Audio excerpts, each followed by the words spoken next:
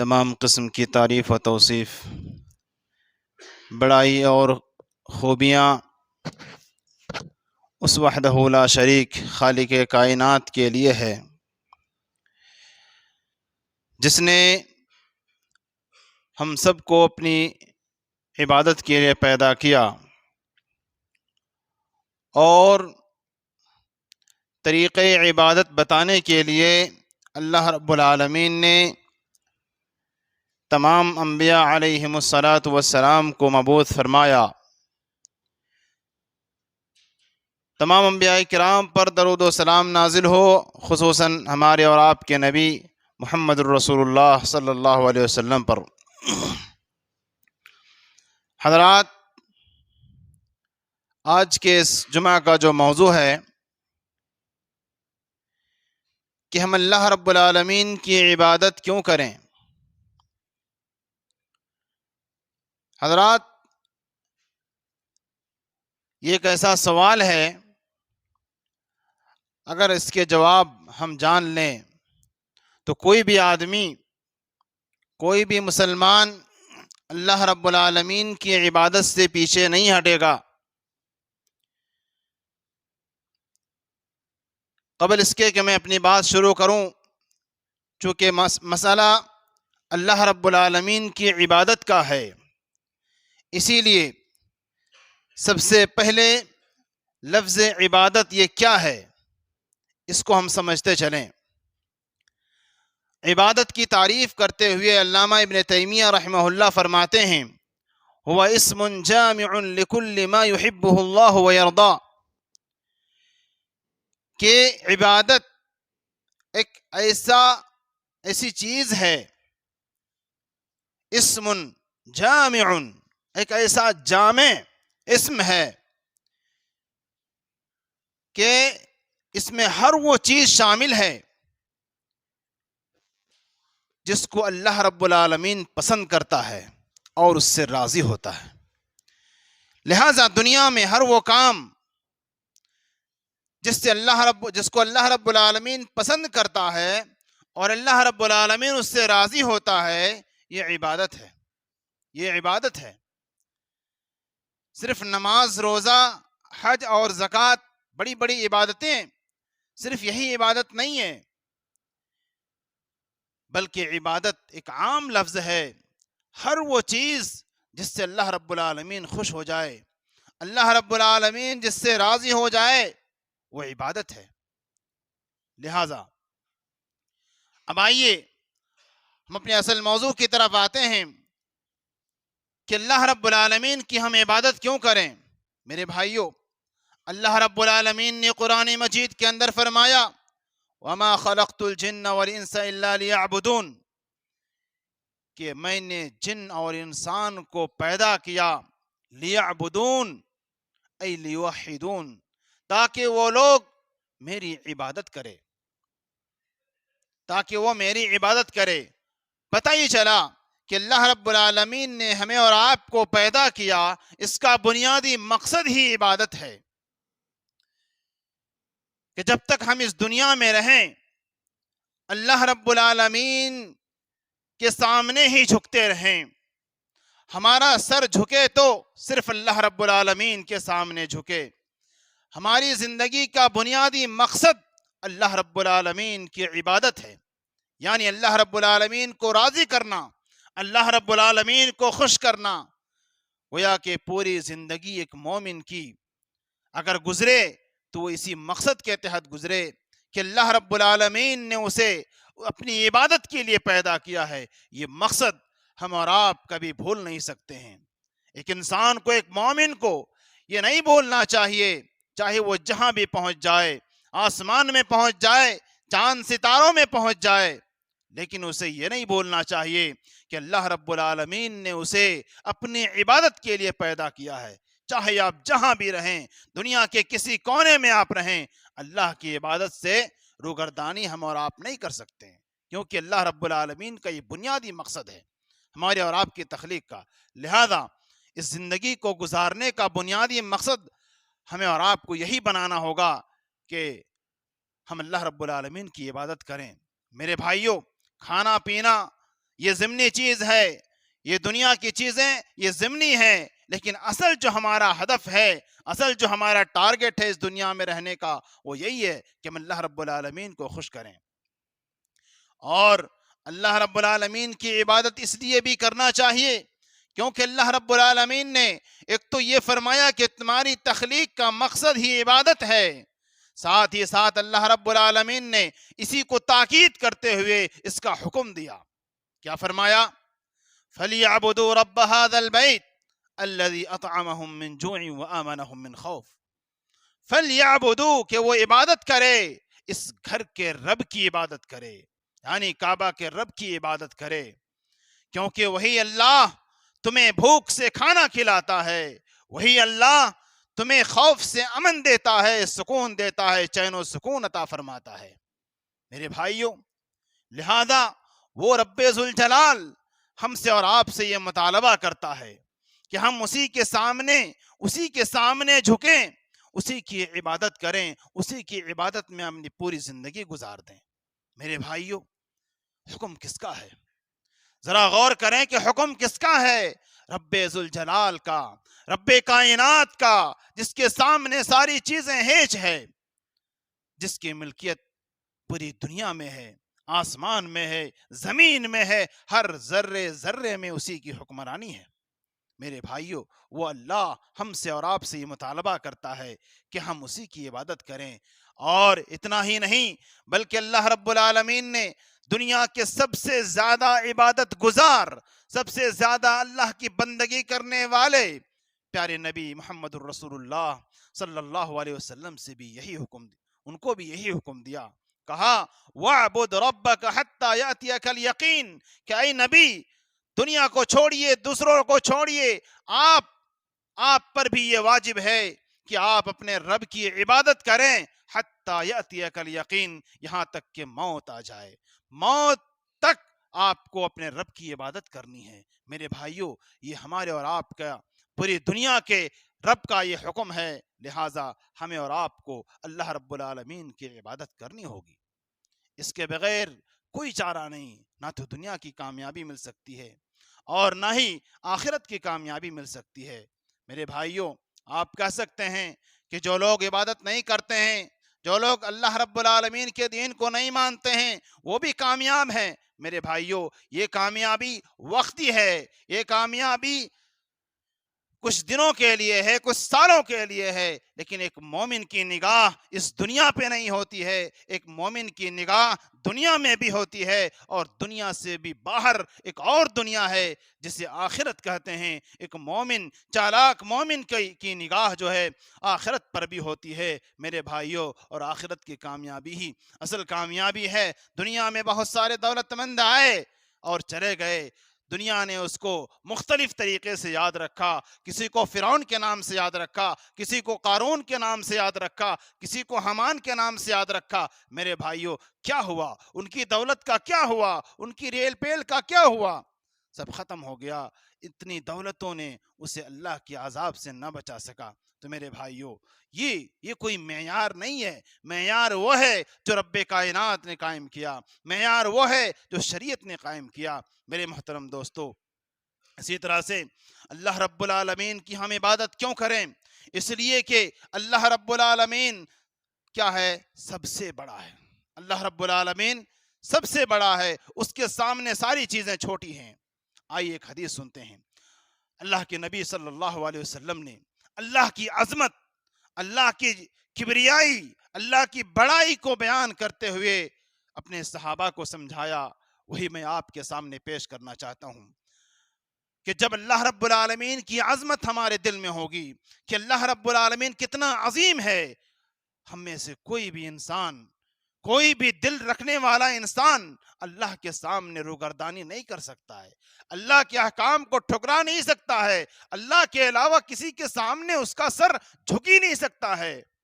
کیا فرمایا؟ رب کائنات کی عظمت اور جلال نبی کریم صلی اللہ علیہ وسلم نے بیان کیا. فرمایا کہ جو آسمان، زمین، یہ ساری چیزیں جو ہم دیکھ رہے ہیں، جو اللہ کی مخلوق ہے، کہا مَسْسَمَاوَاتُ السَّبْعُ मस्समावातु السبع في الكرسي إلا كدراهم سبعة ألقيت في ترس.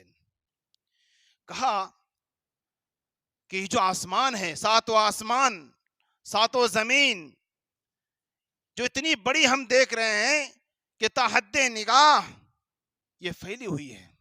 یہ آسمان، یہ زمین جو اللہ کی مخلوق ہے، یہ اتنی بڑی ہے، اس کا اندازہ ہم نہیں کر سکتے ہیں. نبی کریم صلی اللہ علیہ وسلم نے اسی چیز کو سمجھایا. کہا کہ ابھی اللہ کو، اللہ کی عظمت کو جاننے سے پہلے اللہ نے جو مخلوقات تیار کیے ہیں ان کی عظمت کو پہلے جانو. کہا کہ یہ ساتوں آسمان، ساتوں زمین کو ایک طرف رکھو اور اللہ رب العالمین کی کرسی، جس کا ذکر آیت الکرسی کے اندر موجود ہے، کہا اس کرسی کو ایک طرف رکھو. کہا کہ اس آسمان و زمین کی حیثیت ویسے ہی ہے جیسے ایک بڑے سے پلیٹ کے اندر 7 سکے رکھ دیے جائیں. میرے بھائیوں، یعنی کرسی اتنی بڑی ہے، حالانکہ وہ بھی اللہ کی مخلوق ہے، اللہ نے اس کو پیدا کیا ہے. اس کرسی کا حال یہ ہے کہ آسمان و زمین اس کے سامنے سکے کے مانند دکھتے ہیں. میرے بھائیوں، بتائیے کہ اس کرسی کو پیدا کرنے والا رب کتنا عظیم ہوگا. اتنا ہی نہیں بلکہ مزید سمجھاتے ہوئے نبی کریم صلی اللہ علیہ وسلم نے فرمایا وَمَا الْكُرْسِيُّ فِي الْعَرْشِ، اور یہ جو کرسی ہے جس کے بارے میں بتایا گیا کہ آسمان و زمین اس کے سامنے 7 سکے کے مانند ہے، کہا وَمَا الْكُرْسِيُّ فِي الْعَرْشِ إِلَّا كَحَلَقَةٍ مِّنْ حَدِيدٍ أُلْقِيَتْ بَيْنَ ظَهْرَيْ فَلَاتٍ مِّنَ الْأَرْضِ. فرمایا کہ کرسی کی حیثیت اس عرش الہی کے مقابلے میں ویسے ہی ہے جیسے ایک آدمی انگوٹھی، لوہے کی انگوٹھی کھول کر ایک بڑے سے میدان میں، جہاں ایک چٹیل میدان ہو، اس میدان میں اس انگوٹھی کو رکھ دیتا ہے. اس میدان کے بالمقابل اس انگوٹھی کی پرسنٹیج کیا بنے گی میرے بھائیوں؟ کہا کہ عرش الہی کے مقابلے میں کرسی ایک چھوٹے سے انگوٹھی کے مانند ہے. میرے بھائیوں، کرسی کیا ہے؟ ابن عباس رضی اللہ تعالیٰ عنہ فرماتے ہیں، تفسیر میں فرماتے ہیں کہ کرسی موضع قدمی الرحمن. اتنی بڑی کرسی کیا ہے؟ اس میں کس کے لیے اللہ رب العالمین اس کو استعمال کرتا ہے؟ ابن عباس رضی اللہ تعالیٰ عنہ فرماتے ہیں کہ اللہ رب العالمین کے دونوں قدموں کے رکھنے کی جگہ ہے. یہ کرسی، اتنی بڑی کرسی اللہ رب العالمین کے دونوں قدموں کے رکھنے کی جگہ ہے. اور اس کے بالمقابل جس پر اللہ رب العالمین مستوی ہے، الرحمن علی العرش استوى، وہ عرش جس پر اللہ رب العالمین مستوی ہے، وہ عرش، اس عرش کی عظمت یہ ہے کہ وہ عرش اتنی بڑی ہے کہ اس کے سامنے یہ کرسی ایک انگوٹھی کے مانند دکھتی ہے. میرے بھائیوں، یہ تو اللہ کی مخلوقات، جو سب سے بھاری اور سب سے وزنی اور سب سے بڑی مخلوق عرش الہی ہے، اس کا حال یہ ہے کہ اس کو نگاہیں اندازہ نہیں کر سکتی ہیں، نگاہیں اس کا احاطہ نہیں کر سکتی ہیں. میرے بھائیوں، بتائیے، اب تصور کیجئے اس عرش کو پیدا کرنے والا رب کتنا عظیم ہوگا، کتنا بڑا ہوگا. اسی لیے اللہ رب العالمین نے جگہ جگہ عرش کے تعلق سے اس کو کہا عرش عظیم. عرش عظیم یعنی بہت بڑا عرش. اس کے تو اس عرش کو پیدا کرنے والا رب کتنا عظیم ہوگا. میرے بھائیوں، اب ذرا تصور کیجئے کہ کرسی کے سامنے آسمان و زمین جو اتنے بڑے دکھتے ہیں یہ 7 سکے کے مانند ہیں، تو اس آسمان و زمین کے سامنے ہماری اور آپ کی کیا حیثیت ہوگی، اور اس رب کائنات کے سامنے ہماری اور آپ کی کیا حیثیت بنے گی. میرے بھائیوں، ہم تو ذرے کے مانند بھی نہیں ہیں. اسی لیے اللہ رب العالمین کی خاص صفات میں سے کیا ہے؟ صفت کبریائی. اللہ رب العالمین کے پاس کبریائی ہے، اللہ رب العالمین کے پاس بڑائی ہے. میرے بھائیوں، ہمیں اور آپ کو اللہ رب العالمین نے اگر کسی نعمت سے نوازا ہے، کسی دولت سے نوازا ہے، کسی بھی قسم کی دولت سے نوازا ہے، میرے بھائیوں، اگر اللہ رب العالمین ہمارے اور آپ کے لیے برداشت نہیں کرتا ہے، کیوں؟ اس لیے کہ اس کے سامنے ہم ذرے کے مانندے بھی نہیں ہے. پھر کیوں اکڑنا ہے؟ میرے بھائیوں، جو لوگ اللہ رب العالمین کی عبادت سے روگردانی کرتے ہیں، وہ کیا ثابت کرنا چاہتے ہیں؟ کہ اس اللہ رب العالمین کے سامنے اس کو کھڑا ہونے کا ڈر نہیں، اس اللہ رب العالمین کے سامنے وہ کیسے مقابلہ کرے گا؟ میرے بھائیوں، اللہ تبارک و تعالیٰ کے سوالوں کا جواب کیسے دے گا؟ میرے بھائیوں، ان سب چیزوں کو ہمیں سوچنا ہوگا، اور اللہ رب العالمین کی عظمت کو ہمیں اپنے دل میں بٹھائے رکھنا ہے، تاکہ جب بھی ہم اللہ رب العالمین سے منہ پھیرنا چاہیں، اللہ کی عظمت یاد آ جائے، اللہ کی بڑائی یاد آ جائے، تاکہ ہم اللہ رب العالمین کی طرف پلٹ آئیں۔ میرے بھائیوں، اللہ رب العالمین کی عبادت اس لیے بھی کرنا چاہیے کیونکہ اللہ رب العالمین ہمارا خالق ہے۔ اللہ رب العالمین نے ہمیں پیدا کیا، اور صرف ہمیں ہی نہیں پیدا کیا، اور ہمارے لیے جتنی چیزوں کی ضرورت تھی ان تمام چیزوں کو ہمارے لیے پیدا کیا۔ اللہ رب العالمین نے آسمان و زمین کو ہمارے تابع قرار دیا کہ اس زمین سے فائدہ اٹھاؤ۔ اس زمین میں رہنے والی چیزیں، چاہے وہ پانی کی شکل میں ہو یا اناج کی شکل میں ہو، چاہے وہ ہوا کی شکل میں ہو، چاہے وہ دھوپ کی شکل میں ہو، جتنی بھی نعمتیں ہیں، جتنی بھی ضرورتیں تھیں ہمارے لیے زندگی گزارنے کے لیے، اللہ رب العالمین نے وہ سب ہمیں عطا کیا۔ اس کے بدلے ہم اللہ کو کیا دے رہے ہیں؟ اس کے بدلے ہم اللہ کو کیا دے رہے ہیں؟ حالانکہ اللہ رب العالمین کو کسی کی ضرورت نہیں ہے۔ اللہ رب العالمین کو کسی کی ضرورت نہیں ہے۔ پیارے نبی صلی اللہ علیہ وسلم نے فرمایا، لو ان اولکم وآخرکم وانسکم وجنکم قاموا على اتقى قلب رجل واحد منکم ما زاد فی ملکی شیئا، کہ تم میں سے، انسان میں سے، جن میں سے جو لوگ گزر چکے ہیں، جو لوگ آنے والے ہیں قیامت تک، جو موجود ہیں، تمام کے تمام اگر ایک میدان میں جمع ہو جائے، سارے لوگ، یعنی ایک متقی اور پرہیزگار دل بن جائے سارے لوگ، اور اللہ رب العالمین کی عبادت کرنے لگے سارے مل کر کے، کہا ما زیادہ فی ملکی شیئا، میری بادشاہت میں کوئی زیادتی نہیں آئے گی۔ اور اس کے برعکس اگر سارے لوگ نافرمان بن جائیں، اللہ رب العالمین کے ملک میں، اللہ رب العالمین کی بادشاہت میں کوئی کمی بھی نہیں آئے گی۔ لہٰذا عبادت کر رہے ہیں ہم اپنے لیے، عبادت کرنا یہ ہمارے لیے، ہمارے فائدے کے لیے ہے۔ تو میرے بھائیوں، میں بتا یہ رہا تھا کہ اللہ رب العالمین ہمارا خالق ہے۔ اللہ رب العالمین نے فرمایا، یا ایھا الناس اعبدوا ربکم الذی خلقکم، کہ اے لوگو تم اللہ رب العالمین کی عبادت کرو۔ یا ایھا الناس اعبدوا ربکم، اے لوگو تم اپنے رب کی عبادت کرو۔ کون ہے تمہارا رب؟ کہا جس نے تم کو پیدا کیا، تم سے پہلے والوں کو بھی پیدا کیا۔ لہٰذا جب اللہ رب العالمین نے عبادت کے ساتھ پیدا کرنے کا ذکر کیا، اس کا مطلب یہ صاف ہے کہ اللہ رب العالمین کا ہم پر بڑا احسان ہے۔ اللہ رب العالمین نے ہمیں پیدا کیا، ہماری تمام ضرورتوں کو پیدا کیا تاکہ ہم اس سے فائدہ اٹھا سکیں، زندگی گزار سکیں۔ لہٰذا اس کا تقاضا یہ ہے کہ ہم اس رب کے لیے عبادت کریں، اس رب کی عبادت کریں، اسی کے سامنے اپنا سر جھکائیں۔ ہمارا چلنا ہو تو اللہ رب العالمین کی رضا کے لیے، ہمارا بات کرنا ہو تو اللہ رب العالمین کی رضا کے لیے، ہماری آنکھیں اگر دیکھے کوئی چیز، ایسی چیز دیکھے جس سے رب راضی ہو جائے۔ میں نے شروع میں بتایا کہ عبادت کا مفہوم صرف نماز اور روزہ نہیں ہے، عبادت کا مفہوم اس سے بڑھ کر کے ہے کہ ہمارا کوئی بھی کام جس سے اللہ رب العالمین خوش ہو جائے، اللہ رب العالمین راضی ہو جائے، میرے بھائیو وہ عبادت ہے۔ لہٰذا ہمارا چلنا پھرنا، اٹھنا بیٹھنا، سونا جاگنا، بات کرنا، یہ ساری چیزیں عبادت بن جائے۔ میرے بھائیو ہمیں ایسی زندگی گزارنا ہے کیونکہ اللہ رب العالمین ہمیں اسی کے لیے پیدا کیا ہے، نہ کہ کسی اور دوسرے مقصد کے لیے۔ اسی طرح سے اللہ رب العالمین نے رب کی معرفت کراتے ہوئے فرمایا، اقرأ بسم ربک الذی خلق، پڑھو اس رب کے نام سے جس نے پیدا کیا۔ میرے بھائیو، سب سے پہلے جو اللہ رب العالمین نے انسانوں کو تعلیم دی، وہ اسی بات کی تعلیم دی کہ تم اپنے رب کو پہچانو۔ کون ہے وہ رب؟ جس نے پیدا کیا۔ میرے بھائیو، لہٰذا اللہ رب العالمین نے ہمیں پیدا کیا، اس کے نتیجے میں ہمیں اور آپ کو چاہیے کہ ہم اس کی عبادت کریں۔ اس کی عبادت سے روگردانی ہمارے لیے جائز نہیں ہے۔ میرے بھائیو، اسی طرح سے اللہ رب العالمین کی ہم عبادت کریں، اس لیے کہ اللہ رب العالمین ہی مالک حقیقی ہے۔ اللہ رب العالمین ہی مالک حقیقی ہے، ہمارا مالک بھی وہی ہے۔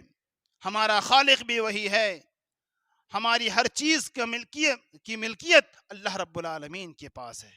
آپ تصور کیجئے, آپ غور کیجئے, اللہ رب العالمین کس طرح سے مالک ہے. میرے بھائیوں, جب ہم اور آپ پیدا ہوئے ہم کسی چیز کے مالک نہیں تھے. نہ تو ہمارے بدن میں لباس تھے, نہ ہمارے منہ میں کوئی نوالا تھا. ہم سب بالکل محتاج تھے, فقیر تھے. جو بڑے ہوتے گئے اللہ رب العالمین ہمیں طرح طرح کی ملکیت عطا فرمایا. کسی کو مال و دولت سے نوازا, کسی کو علم و عمل سے نوازا, کسی کو اولاد سے نوازا.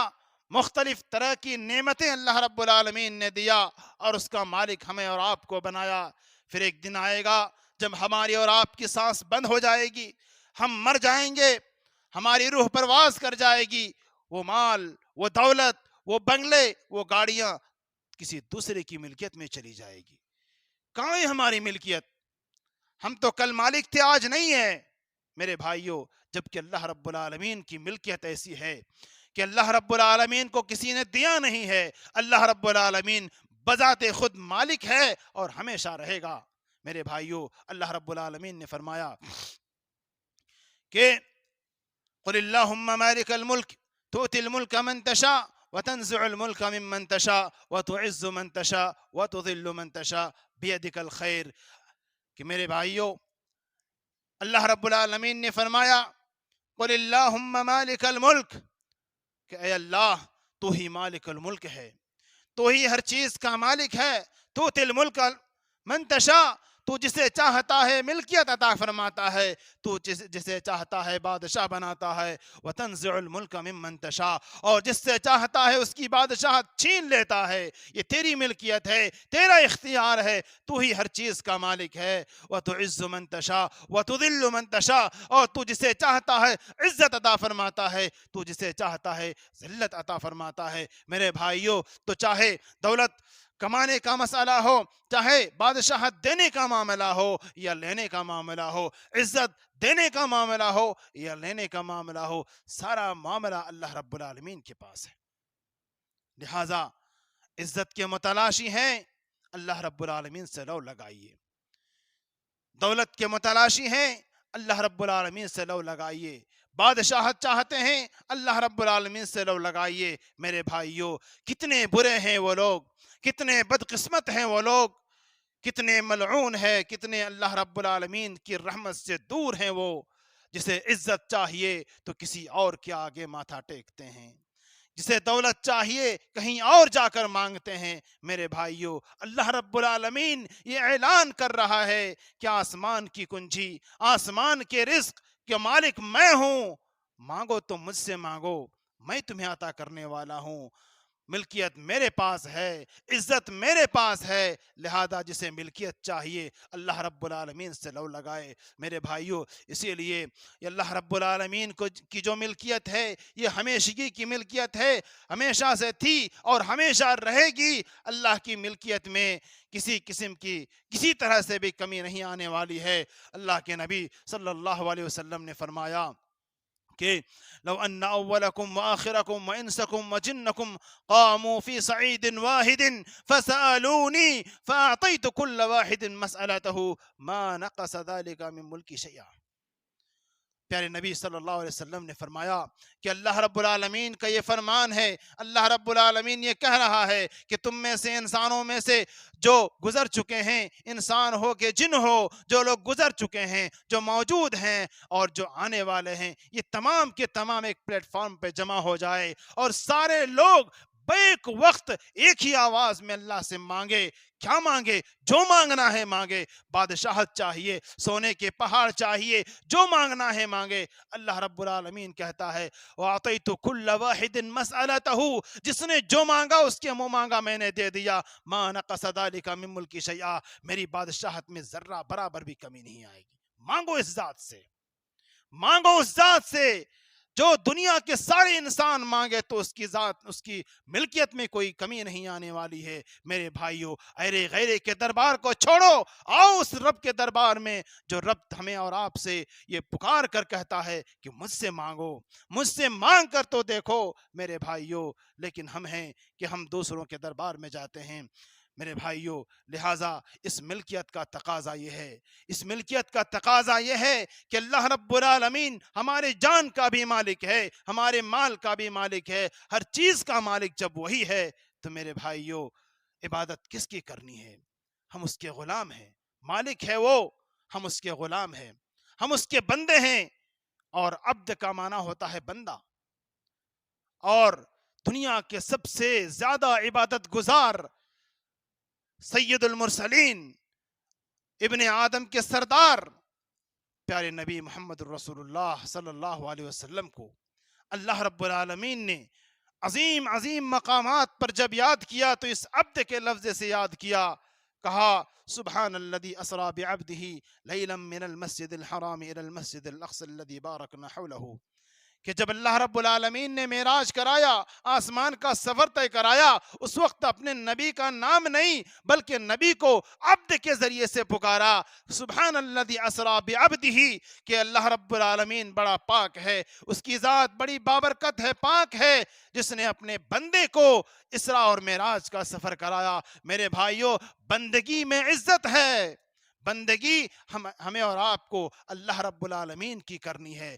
کیونکہ وہ ہمارا مالک ہے، ہم اس کے غلام ہیں۔ اللہ کی غلامی کے علاوہ اگر کسی اور کی غلامی کر لیے تو اسی دن سے ذلت کی شروعات ہوتی ہے۔ میرے بھائیو، عزت اگر چاہیے، اگر عزت کے طلبگار ہیں تو اپنی پیشانی، جس پیشانی میں انسان کی عزت ہوتی ہے، یہ پیشانی اللہ رب العالمین نے سب کے لیے اس کو عظیم بنایا ہے، لہٰذا یہ عظیم پیشانی اگر جھکے تو صرف رب کائنات کے سامنے جھکے، رب ذوالجلال کے سامنے جھکے۔ میرے بھائی اور بزرگوں، دوستو، اسی طرح سے اللہ رب العالمین کی ہم عبادت کریں، اس لیے کہ اللہ رب العالمین مدبر کائنات ہیں، اللہ رب العالمین مدبر کائنات ہیں، کہ دنیا میں جو کچھ بھی ہو رہا ہے ان ساری چیزوں کو کرنے والا، بارش نازل کرنے والا، دھوپ دینے والا، ہوا چلانے والا، دنیا میں جو بھی چیز ہوتی ہے اللہ رب العالمین ہی اس کو کرنے والا ہے۔ میرے بھائیوں، لہٰذا ہمیں جو اللہ رب العالمین عزت دیتا ہے، اللہ رب العالمین ہمیں روزی دیتا ہے، ہمیں کھانا کھلاتا ہے، میرے بھائیوں، ان تمام نعمتوں کے بدلے میں ہمیں اور آپ کو چاہیے کہ ہم اللہ رب العالمین کی عبادت کریں۔ اسی طرح سے اللہ رب العالمین کی عبادت اس لیے بھی کریں کہ اللہ رب العالمین العلیم ہے۔ علیم کا معنی ہوتا ہے جاننے والا۔ اللہ رب العالمین جاننے والا ہے، کس چیز کو؟ تمام چیزوں کو جاننے والا ہے، جو ہو گیا ہے، جو ہو رہا ہے، جو ہونے والا ہے، ان تمام چیزوں کو جانتا ہے۔ ایک مومن جب یہ ایمان رکھے کہ اللہ رب العالمین جانتا ہے، اللہ رب العالمین علیم بذات الصدور ہے، دلوں کی خبریں بھی اللہ رب العالمین کے پاس ہے، اللہ رب العالمین اسے بھی جانتا ہے۔ میرے بھائیوں، ایک مومن بندہ جب یہ ایمان رکھتا ہے تو اس کا چلنا، اس کا پھرنا، اس کا اٹھنا بیٹھنا، اس کا تنہائی میں برائی کرنا، یہ ساری چیزیں چھوٹ جاتی ہیں، کیونکہ ایک بندہ جب یہ تصور رکھے کہ اللہ رب العالمین میرے بارے میں جانتا ہے، میں کیا کر رہا ہوں، کہاں گناہ کر رہا ہوں، کس جگہ پر گناہ کر رہا ہوں، میرے بھائیوں، دل میں اگر ہم نے کسی کے لیے بغض پالا ہے تو ایک مومن یہ جانتا ہے کہ اللہ رب العالمین اس سے واقف ہے، دنیا میں کوئی جانے یا نہ جانے فرق نہیں پڑتا، دنیا میں عزت مل جائے گی، دنیا کے لوگوں سے بچ جائیں گے، لیکن میرے بھائیوں، ایک علیم بذات الصدور بھی ہے، جو دلوں کے راز کو بھی جانتا ہے۔ دل میں آپ نے کس کے لیے نفرت پالا ہے، دل میں آپ کے دل میں کس کے لیے بغض ہے، دل میں آپ کس کے لیے برا ارادہ رکھتے ہیں، میرے بھائیوں، اللہ رب العالمین جانتا ہے۔ لہٰذا اس کیفیت کو، اس صفت کو اگر آپ ہم اور آپ ایمان رکھتے ہیں تو ہم دل کی برائیوں سے بچ جائیں گے. دل میں بھی جو خیالات کریں گے، ایسے خیالات لائیں گے جو عمل میں ظاہر ہو تو عبادت بن جائے، ایسے خیالات دل میں پیدا کریں میرے بھائیوں، کیونکہ وہ دلوں کی خبروں کو بھی جانتا ہے. اسی طرح سے اللہ رب العالمین کی عبادت اس لیے کریں کیونکہ اللہ رب العالمین سمیع ہے، سننے والا ہے. اللہ رب العالمین ہر چیز سنتا ہے میرے بھائیوں، چاہے ہم آہستہ کہیں، ہم زور سے کہیں، چیخ کر کے کہیں، تنہائی میں کہیں، میرے بھائیوں اللہ رب العالمین ہر چیز کو سنتا ہے. لہٰذا جب ایک مومن بندہ یہ ایمان رکھتا ہے کہ اللہ رب العالمین اس کی ہر بات کو سنتا ہے، میرے بھائیوں ایک مومن اپنی زبان سے کبھی گندی بات نہیں نکالے گا، کبھی اللہ کو ناراض کرنے والی بات نہیں نکالے گا، بلکہ اپنی زبان سے کوشش یہ کرے گا کہ ایسی بات نکلے جو عبادت بن جائے، ایسی بات نکلے جو اللہ کی رضا کے لیے ہو، ایسی بات نکلے جس سے اللہ رب العالمین خوش ہو جائے، کیونکہ یہ سب کیا ہے؟ عبادت ہیں میرے بھائیوں. اسی طرح سے اللہ رب العالمین کی عبادت اس لیے بھی کرنا چاہیے کیونکہ اللہ رب العالمین البصیر ہے. بصیر کا معنی ہوتا ہے دیکھنے والا. اللہ رب العالمین دیکھنے والا ہے. میرے بھائیوں ہم میں سے بہت سارے لوگ تنہائی میں گناہ کرتے ہیں اور یہ سمجھتے ہیں کہ دنیا والوں کی آنکھ سے بچ گئے. میرے بھائیوں ایک ذات ہے جو البصیر ہے، جو اس کالی چیونٹی کو بھی دیکھتا ہے، جو کالے پتھر کے اندر کالی رات میں چلتی ہے. اللہ رب العالمین اس کو دیکھتا بھی ہے، اس کے پیر کی آہٹ کو سنتا بھی ہے. میرے بھائیوں کہاں گناہ کریں گے؟ گناہ کہاں کریں گے؟ سمندر کے اندر کریں گے، اللہ رب العالمین کی پکڑ سے نہیں بچ سکتے. تنہائی بند کمرے میں کریں گے، اللہ رب العالمین کی پکڑ سے نہیں بچ سکتے. اللہ رب العالمین دیکھتا ہے، بصیر ہے. اللہ رب العالمین کیسے دیکھتا ہے؟ جیسے اس کے لائق ہے میرے بھائیوں، وہ ہر چیز کو دیکھتا ہے. لہٰذا ایک مومن جب یہ ایمان رکھتا ہے کہ اللہ رب العالمین اس کی ہر حرکت کو دیکھ رہا ہے، چاہے وہ عبادت میں ہے تب بھی دیکھتا ہے، گناہ میں ہے تب بھی دیکھتا ہے میرے بھائیوں. لیکن اللہ نے ہمیں اور آپ کو ڈھیل دے رکھی ہے اس لیے تاکہ ہو سکتا ہے یہ بندہ مرنے سے پہلے توبہ کر لے. میرے بھائیوں یاد کریں، اب تصور کریں، اپنی آنکھیں بند کیجئے، اپنے دل پر ہاتھ رکھیے اور یاد کیجئے کہ ہم نے کہاں کہاں گناہ کیا ہے. میرے بھائیوں کیا اللہ رب العالمین کی پکڑ سے ہم بچ جائیں گے؟ قیامت کا دن ہوگا، اگر اللہ رب العالمین اللہ نہ کرے ہمیں اور آپ کو حاضر کرے اور ان تمام گناہوں کا ذکر کرے جو ہم نے تنہائی میں کیا ہے، میرے بھائیوں کوئی نہیں بچ سکتا کیونکہ اللہ رب العالمین نے ہمیں ڈھیل دیا ہے. دنیا والوں کی آنکھوں سے تو بچ جائیں گے، لیکن آخرت میں قیامت کے دن اللہ رب العالمین کی آنکھوں سے، اللہ رب العالمین کی نگاہ سے، اللہ رب العالمین کی پکڑ سے ہم نہیں بچ سکتے ہیں. اس لیے کوشش یہ کریں جیسا کہ میں نے بتایا کہ ہمارا چلنا بھی ہو تو عبادت میں ہو. ہمیں اللہ رب العالمین کہاں دیکھنا پسند کرتا ہے؟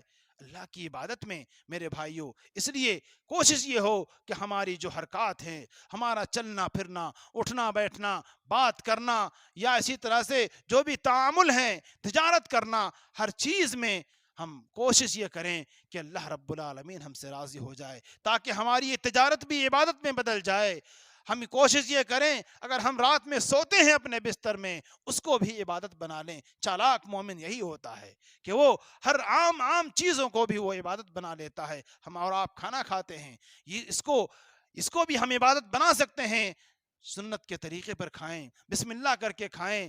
کھانے کا مقصد کیا ہے؟ تقویت ملے، اللہ کی عبادت زیادہ سے زیادہ کریں گے، یہ نیت ہو تو میرے بھائیوں یہ بھی عبادت ہے. ایک آدمی بازار سے جھولا بھر کر، بیگ بھر کر لاتا ہے، گھر والوں کے لیے سامان لاتا ہے. میرے بھائیوں ہم نے اور آپ نے کبھی غور کیا اگر ہم نے اس کو نیت میں یہ بنا لیا کہ اس کے ذریعے سے میں اپنے بال بچوں کو خوش رکھوں گا، اس کے ذریعے سے میں اپنے بیوی بچوں کو خوش رکھوں گا، یہ میری ذمہ داری ہے، یہ صدقہ ہے ان کے اوپر، میرے بھائیوں اس پر بھی نیکی ملے گی. یہاں تک نبی کریم صلی اللہ علیہ وسلم نے فرمایا کہ ایک آدمی، ایک شوہر اگر اپنے بیوی کے منہ میں ایک لقمہ ڈالتا ہے، میرے بھائیوں یہ بھی عبادت ہے. تو عبادت کے مفہوم کو وسعت کر کے سمجھیے، پھیلا کر کے سمجھیے میرے بھائیوں.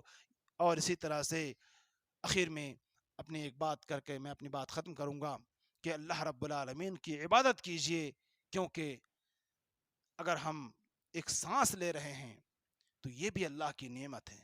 اللہ کی نعمتوں سے چاروں طرف سے ہم گھرے ہوئے ہیں، اللہ کی نعمتوں کے سے ہم باہر نہیں نکل سکتے ہیں۔ اگر ہم سانس لے رہے ہیں یہ بھی اللہ کی نعمت ہے، اپنی ایک آنکھ سے اگر دیکھ رہے ہیں یہ بھی اللہ کی نعمت ہے، کان سے سن رہے ہیں یہ بھی اللہ کی نعمت ہے، زبان سے بول رہے ہیں یہ بھی اللہ کی نعمت ہے۔ وَإِن تَعُدُّوا نِعْمَةَ اللَّهِ لَا تُحْصُوهَا۔ خلاصہ کلام یہی ہے کہ اللہ رب العالمین کی نعمتوں کو گننا چاہو تو نہیں گن سکتے۔ وفی انفسکم افلا تبصرون، تمہارے جسم کے اندر اتنی عبرتیں ہیں، اتنی نصیحت کی باتیں ہیں، گننا چاہو تو نہیں گن سکتے۔ میرے بھائیوں، کبھی غور کیجئے اپنے اوپر کہ اللہ کی کتنی کتنی نعمتوں میں ہم پل رہے ہیں میرے بھائیوں۔ اور اتنی نعمتوں میں پلنے کے بعد ایک آدمی فجر کی نماز چھوڑ کر کے اٹھتا ہے، 7 بجے 8 بجے اٹھتا ہے اور پھر وہ پکا پکایا کھانا کھاتا ہے۔ میرے بھائیوں، کبھی یہ سوچا کہ اللہ رب العالمین کا یہ رزق ہے، اللہ رب العالمین نے یہ ہمیں رزق دیا ہے، اللہ رب العالمین کے رزق میں سے ہم کتنا کھا رہے ہیں؟ اللہ کا رزق کھا رہے ہیں اس کی نافرمانی کر کے، سانس لے رہے ہیں، آکسیجن مل رہا ہے، یہ اللہ کی نعمت سے فائدہ اٹھا رہے ہیں اللہ کی نافرمانی کر کے۔ میرے بھائیوں، کبھی سوچیں کہ اللہ کی ہم نافرمانی بھی کرتے ہیں، پھر اسی کی چیز کھاتے ہیں، اسی کی نعمت میں ہم چل پھر رہے ہیں۔ میرے بھائیوں، زمین دھس جائے تو کہاں جائیں گے ہم؟ زمین ہل جائے تو ہم کہاں جائیں گے؟ آسمان پھٹ پڑے تو ہم کہاں جائیں گے؟ یہ ساری نعمتیں ہیں اللہ رب العالمین کی میرے بھائیوں۔ لہٰذا ایک مومن اللہ رب العالمین کی نعمتوں سے گھرا ہوا ہے، بلکہ دنیا کا ہر انسان اللہ کی نعمتوں سے گھرا ہوا ہے۔ ان نعمتوں کے شکر گزاری کے لیے ہمیں اور آپ کو چاہیے کہ ہم اپنی پوری زندگی کو اللہ کے لیے وقف کر دیں، اللہ کی عبادت میں گزار دیں۔ میرے بھائیوں، ہم سب سے بڑے کامیاب انسان ہو جائیں گے۔ اللہ رب العالمین سے دعا ہے کہ اللہ رب العالمین ہمیں جب تک اس دنیا میں رکھے اپنی عبادت پر قائم رکھے، اللہ رب العالمین ہمیں جب تک اس دنیا میں رکھے صحیح منہج پر قائم رکھے، اللہ رب العالمین ہمیں توحید پر قائم رکھے، شرک سے ہمیں دور رکھے۔ آمین وآخر دعوانا الحمدللہ رب العالمین۔ اقول قولی هذا واستغفر الله لي ولكم ولسائر المسلمين من كل ذنب فاستغفروه انه هو الغفور الرحيم۔